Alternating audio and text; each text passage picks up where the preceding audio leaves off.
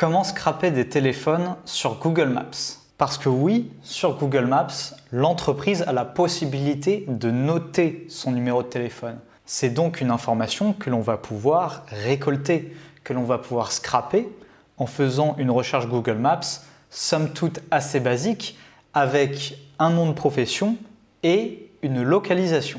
À la nuance près que dans cette vidéo, on va tenter de rester au plus simple. Minimum de compétences techniques garanties et on va voir ce qu'on peut faire avec ce qu'on a.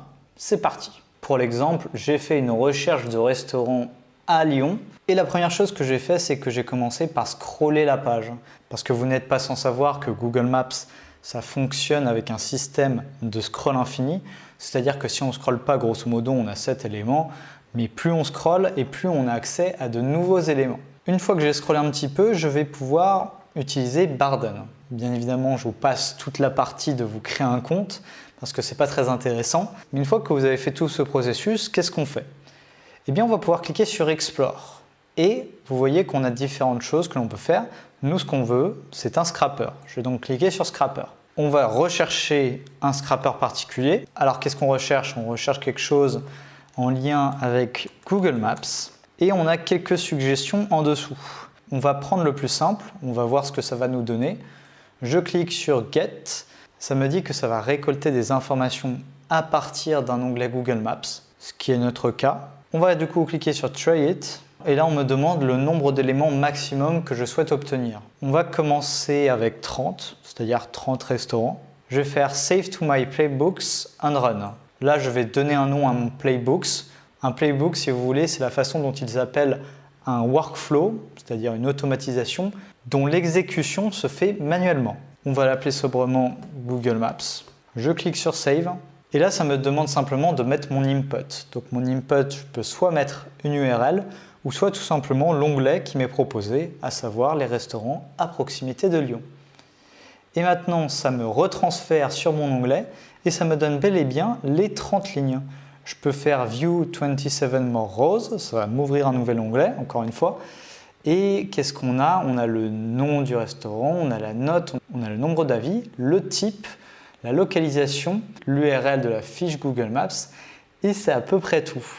Donc le problème, c'est qu'ici, on n'a pas de numéro de téléphone, vous le voyez bien. En d'autres termes, on a uniquement accès à la partie listing et non pas à la partie de la fiche détaillée. Parce que c'est à cet endroit-là que l'on va pouvoir récolter le numéro de téléphone. Mais alors Jamy, qu'est-ce qu'on fait? Ce qu'on va faire, c'est qu'on va toujours utiliser le même outil, mais on va utiliser un différent workflow. Donc pareil, on va revenir sur Explore, c'était bien. On va recliquer sur Scrappers, c'était bien aussi. Et on va taper Google Maps, c'était pas mal aussi. Le problème avec l'ancien workflow, c'est qu'on avait un get, c'est-à-dire qu'on avait accès à l'information, mais on ne pouvait pas la sauvegarder, ce qui était un petit peu gênant. On va du coup prendre un autre workflow de type Save, qui va nous permettre non seulement d'extraire la donnée, mais en plus de la sauvegarder pour la réutiliser plus tard. Et on va faire quelque chose de simple, on va utiliser un Google Sheet. On va scraper les données toujours de restaurant à Lyon et les sauvegarder dans ce Google Sheet. Je clique sur le workflow correspondant, je clique sur Try It, et là, ça va me demander normalement de connecter mon Google Sheet à l'application. Alors, vous pouvez connecter votre Google Sheet directement d'ici, mais je ne le vous conseille pas, tout simplement parce que si vous avez une erreur, imaginons que vous avez une erreur, vous n'allez pas avoir une deuxième fois cette pop-up. Donc, mieux vaut que vous sachiez exactement où vous devez aller pour faire les modifications de connexion d'application. Alors oui, je sais, c'était la nuit, maintenant c'est le jour, on ne sait pas, on ne sait plus. Je vais du coup aller dans mes settings qui se trouvent juste ici, settings, et je vais aller dans Connected Apps. Par la suite, je vais aller rechercher un Google Sheet. Ici, je sélectionne Google Sheet, ça m'ouvre une nouvelle fenêtre, un nouvel onglet. Je choisis mon compte, je donne les droits, continuer, et d'après ce que je vois, c'est bon. On va du coup pouvoir réutiliser notre workflow. Par la suite, on va devoir spécifier le Google Sheet que l'on veut utiliser. Alors, je pense que dans ce cas-là, il va quand même falloir devoir partager votre Google Sheet. Tout simplement, vous cliquez sur Partager, vous dites tous les utilisateurs qui ont le lien, puis vous cliquez sur OK. Je pense pas que ça fonctionne si jamais c'est en privé, c'est assez peu probable. J'ai trouvé mon Google Sheet correspondant, test Bardeen. On me demande le nombre de résultats que je souhaite avoir. On va dire peut-être 50 pour l'idée. Par la suite, je peux le sauvegarder dans mes workflows et lancer l'extraction. Je vais quand même m'assurer que j'ai bel et bien 50 résultats. Alors je pense qu'on est large, mais quand même, on ne sait jamais.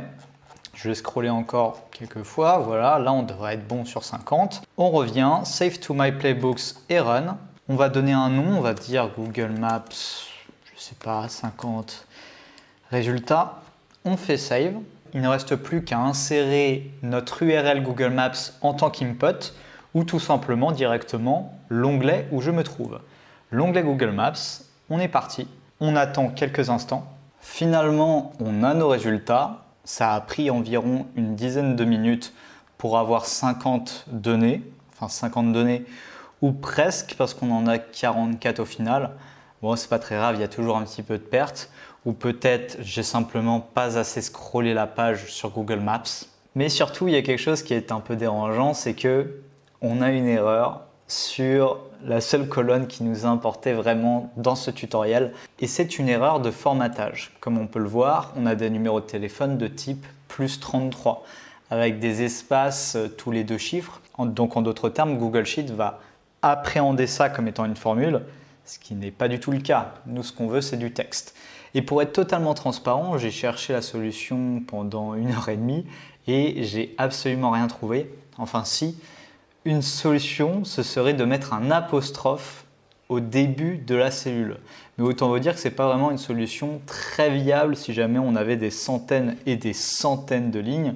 Comme vous pouvez le constater, à chaque fois que je rajoute une apostrophe, bah oui, certes ça fonctionne, mais bon, je ne vais pas m'amuser à faire ça pendant 10 ans non plus. À propos, si jamais vous avez la solution, parce que ça se trouve c'est quelque chose d'évident, n'hésitez pas à vous manifester dans les commentaires, je serais curieux de le savoir. Donc au final, qu'est-ce qu'on peut dire ? On peut dire que Bardeen c'est une solution très utile si vous souhaitez automatiser un processus que vous faisiez manuellement auparavant. Néanmoins, dans le cas de Google Maps, à moins que vous souhaitiez extraire quelques dizaines de numéros de téléphone à chaque fois, ce n'est pas une solution véritablement viable. Que se passera-t-il dans le cas où vous souhaitez obtenir des centaines de numéros de téléphone, des milliers de numéros de téléphone, ou tout simplement que vous souhaitez faire une recherche un petit peu plus précise sur Google Maps? Sur Google Maps, on peut certes avoir les restaurants à Lyon, mais on aura difficilement des restaurants à l'échelle d'un département, à l'échelle d'une région entière. Ça, c'est quelque chose que l'on ne peut pas faire directement. Et pour résoudre ce problème, il y a une solution. J'ai nommé Scrap.io. La promesse de Scrap.io, c'est de vous aider à générer automatiquement des leads depuis Google Maps de façon extrêmement simple. Vous avez une démo juste en dessous, au niveau de la page d'accueil, où vous allez pouvoir insérer une catégorie quelconque, une ville quelconque, associée du coup à un pays quelconque, et vous allez avoir un aperçu des données que vous allez pouvoir récolter. J'en profite pour vous dire que si vous avez la moindre question à la suite de cette vidéo, à la suite de ce tutoriel, vous pouvez toujours contacter notre support client. Ce que vous devez faire dans un premier temps, c'est vous créer un compte, ce que vous pouvez faire en cliquant sur le bouton en haut à droite. Et une fois que c'est fait, vous aurez accès à votre tableau de bord. Je vous invite à cliquer dessus, ce sera l'onglet le plus important du logiciel. Parce que c'est ici que vous allez pouvoir récolter tous vos leads en fonction de critères que vous aurez préalablement définis. On a dit que c'était très simple et que c'était dans la même ordre d'idée qu'une recherche Google Maps classique. Vous allez d'abord pouvoir insérer une activité, c'est-à-dire une catégorie Google Maps. Alors sachez que des catégories Google Maps, il y en a entre 3000 et 4000, donc c'est vraiment pas ce qui manque. Si vraiment vous souhaitez avoir l'exhaustivité de toutes les catégories, on vous a mis un lien en description. On peut faire restaurant pour rester dans le classique, mais notez que vous pouvez toujours faire quelque chose de plus précis. Là, on a certes les restaurants, mais bien évidemment, on a différents types de restaurants. Des restaurants de tous les pays avec des spécialités différentes. Et par la suite, on va mettre une localisation. Vous voyez que la localisation, il y a 4 facteurs. Alors, les 4 facteurs varient en fonction du plan que vous choisissez. Tout d'abord, on peut mettre un premier filtre au niveau de la ville. C'est-à-dire que si je souhaite obtenir des leads en France, je vais changer le pays. Par ailleurs, les pays, c'est à peu près la même chose que pour les activités. Certes, on n'a pas tous les pays au monde, mais on en a quand même une bonne partie. On va cibler la France Et par exemple, en termes de ville, on peut dire Nice. Et si je clique sur rechercher, j'aurai accès au restaurant à Nice. Mais maintenant, imaginons que je souhaite quelque chose de plus global, que je souhaite quelque chose au niveau du département ou de son équivalent à l'étranger. Un département en France, c'est pas la même chose qu'un département en Pologne, par exemple, ou qu'un département aux États-Unis. C'est la raison pour laquelle ce qu'on appelle un département et son équivalent, nous, c'est ce qu'on appelle une division de niveau 2. Et si jamais on veut cibler le département où se trouve Nice, on va mettre les Alpes-Maritimes, je suppose, les Alpes-Maritimes, voilà. Et si je fais rechercher, j'aurai accès à plus de données. Alors notez bien qu'avoir plus de données, ça ne veut pas forcément dire que c'est mieux. Souvent, plus votre base de données est segmentée, mieux ce sera. Parce que vos leads auront l'impression que le message que vous leur envoyez a été spécialement pensé pour eux. Ce qui n'est pas possible si vous envoyez le même message à 10 000 personnes en même temps. Si on ne veut pas la division de niveau 2, on peut également avoir la division de niveau 1. Ça, c'est ce qui correspond à la région ou son équivalent, vous l'aurez compris. Alors je ne suis plus tout jeune, à mon époque on avait 27 régions je crois, maintenant on en a 13, mais j'imagine que sur Nice ça reste Provence-Alpes-Côte d'Azur. Je vais faire rechercher encore une fois, et pareil j'aurai encore plus de données. Enfin, si je souhaite obtenir les restaurants à l'échelle d'un pays entier, parce que c'est possible, des restaurants à l'échelle de la France entière, je fais rechercher, et pareil, j'aurai des données actualisées. Maintenant, peut-être que vous, dans votre cas, vous souhaitez quelque chose de plus précis. Parce qu'on l'a dit, avoir plus de leads, ça ne veut pas forcément dire que c'est mieux. De ce fait, vous avez la possibilité de filtrer vos données encore plus. Si vous cliquez sur filtrer, vous avez accès à l'entièreté des filtres disponibles. Alors grosso modo, on vous a fait deux catégories. Une catégorie de filtres essentiels et une catégorie de filtres avancés. On va balayer un petit peu tout ça et voir ce qu'il y a de plus intéressant. D'abord, vous avez l'activité principale uniquement. Alors qu'est-ce qu'on entend par là ? Vous n'êtes pas sans savoir qu'un restaurant, ce n'est pas forcément qu'un restaurant. Un restaurant, ça peut aussi être un café, ça peut aussi être un hôtel, ça peut aussi être un bar, etc. Si jamais je clique oui ici, je veux dire que la catégorie principale notée sur Google Maps est égale à restaurant. Parce que oui, sur Google Maps, il y a une segmentation entre une catégorie principale et une ou plusieurs catégories secondaires. Je peux choisir des restaurants qui sont fermés. Ce n'est pas la majorité de la base de données, mais dans certains cas, ça peut être utile. Est-ce que le restaurant a un site internet ? Est-ce que le restaurant a un téléphone ? Est-ce qu'il a un email ? Oui, peut-être. Est-ce qu'il a un réseau social ou des réseaux sociaux ? On répertorie ici Facebook, Instagram, YouTube, Twitter et LinkedIn. Donc ça, ce sont les filtres essentiels. Maintenant, au niveau des filtres avancés, qu'est-ce qu'on veut dire par fiche Google Maps revendiquée ? Ça veut simplement dire que le restaurant ou que l'entreprise de manière générale a répertorié sa fiche sur Google Maps. C'est-à-dire qu'elle est au courant que son business apparaît sur Google Maps. Elle a fait un effort de SEO, un effort de visibilité, en d'autres termes. Quelle est la gamme de prix ? Parce que oui, on ne va pas parler de la même façon à une entreprise low cost et à une entreprise dite de luxe. Ça ne fait pas de sens. Au niveau de la note, donc la note c'est de 1 à 5. Si jamais par exemple je veux offrir des services de SEO, je peux dire que je vais cibler les entreprises qui ont une note entre 1 et 3, par exemple. Pareil au niveau du nombre d'avis. Peut-être j'ai envie de cibler des entreprises qui ont moins de 10 avis. C'est possible. Pareil pour le nombre de photos, ce qui peut avoir une influence sur le SEO et sur la visibilité de manière générale. Est-ce qu'il y a un formulaire de contact sur le site internet ? Donc ça, c'est si et seulement si, évidemment, il y a un site internet sur la fiche Google Maps. Et auquel cas, on va aller crawler le site et on va vérifier s'il y a des formulaires de contact. Pareil au niveau des pixels publicitaires.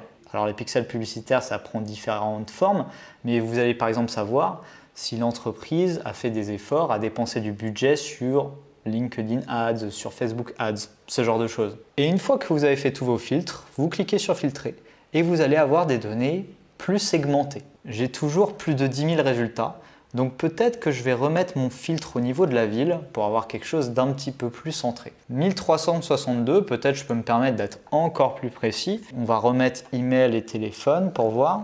241 résultats, c'est pas trop mal, on pourrait faire plus ciblé, mais pour l'exemple, ça suffira. Une fois que vous êtes satisfait de votre résultat, il ne reste plus qu'à l'exporter. Donc je clique sur exporter, ça va de soi. Je peux donner un nom à mon export, et si je regarde dans les options avancées, j'ai un aperçu de toutes les données que je vais pouvoir récolter, de toutes les colonnes disponibles. Donc si j'en ai pas besoin de certaines, tout simplement je peux les décocher. Je peux également donner un nom automatique à mon export, si je le souhaite, et également indiquer un nombre de lignes maximum à exporter. Dans mon cas de figure, si je veux obtenir les 100 premières lignes, je mets 100, ça va de soi. Et enfin, je clique sur exporter. Donc là, une fois que c'est fait, je vais me retrouver sur l'onglet export de scrap.io. Et vous voyez que ça a préparé le scrapping, puis lorsque ce sera prêt, je vais pouvoir télécharger le fichier dans un format CSV ou Excel. J'ai également la possibilité de le supprimer ou de le mettre à jour. C'est-à-dire que les données vont être scrappées en temps réel. Et de ce fait, au lieu de relancer à chaque fois un nouvel export, je peux simplement le mettre à jour avec les mêmes filtres. Donc là, vous voyez que ça va assez vite parce qu'on a un petit échantillon, mais en fonction du nombre de leads que vous avez, vous pouvez attendre quelques heures et revenir une fois que c'est fait. Je vais attendre tranquillement que le leads soit scrappé et je vous retrouve tout de suite pour le fichier Excel. Bon alors, qu'est-ce qu'on a? On a mis deux filtres, souvenez-vous, un au niveau du numéro de téléphone et un au niveau de l'adresse email. Au niveau du nombre de leads, du nombre de lignes, on est bon. On commence par le nom de l'entreprise, si elle est fermée ou non, tous les types, le type principal, l'activité principale, on en avait parlé, tous les types, le site internet, le téléphone. Toutes nos entreprises ont un numéro de téléphone, c'est parfait. Le fuseau horaire si on en a besoin, l'adresse complète qui est subdivisée avec l'adresse, la ville, le code postal, le département, la région, le pays, la longitude, la latitude et le lien vers la fiche Google Maps. Par la suite, qu'est-ce qu'on a d'intéressant? L'adresse email. Est-ce que notre filtre a été respecté? C'est le cas. On enchaîne avec les liens vers les réseaux sociaux, la gamme de prix, le nombre d'avis, la note, le nombre d'avis par note, donc ça se lit assez simplement. 20 personnes ont donné une note de 1, 271 ont donné une note de 5. Le nombre de photos, l'URL de certaines des photos, l'occupation. Alors l'occupation, c'est pas exactement les horaires d'ouverture. L'occupation, c'est ce qui correspond au graphique de fréquentation. Vous savez, on a un graphique à barre plus ou moins élevé, où on va vous dire que là, c'est très occupé, donc grosso modo, il faut éviter d'y aller parce que c'est une heure de pointe,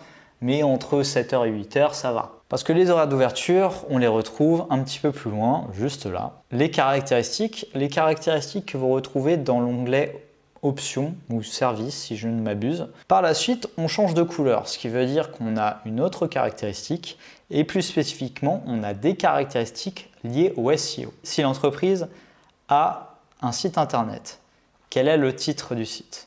Quels sont les méta-keywords, les méta-descriptions, les méta-images, les méta-générateurs? Quelles sont les différentes adresses email au cas où il y en a plusieurs? Parce que s'il y en a une, c'est très bien, mais s'il y en a plus, ça peut être intéressant de les noter. Et pour vous de les avoir d'ailleurs. Tous les emails, donc on a jusqu'à 5 emails qui sont synthétisés dans une ultime colonne. Pareil pour les pages de contact au cas où il y en a plusieurs. Pareil pour les liens des réseaux sociaux, Facebook, Twitter, Instagram, etc. Et on termine par les technologies du site, c'est-à-dire quelles sont les technologies utilisées pour créer le site.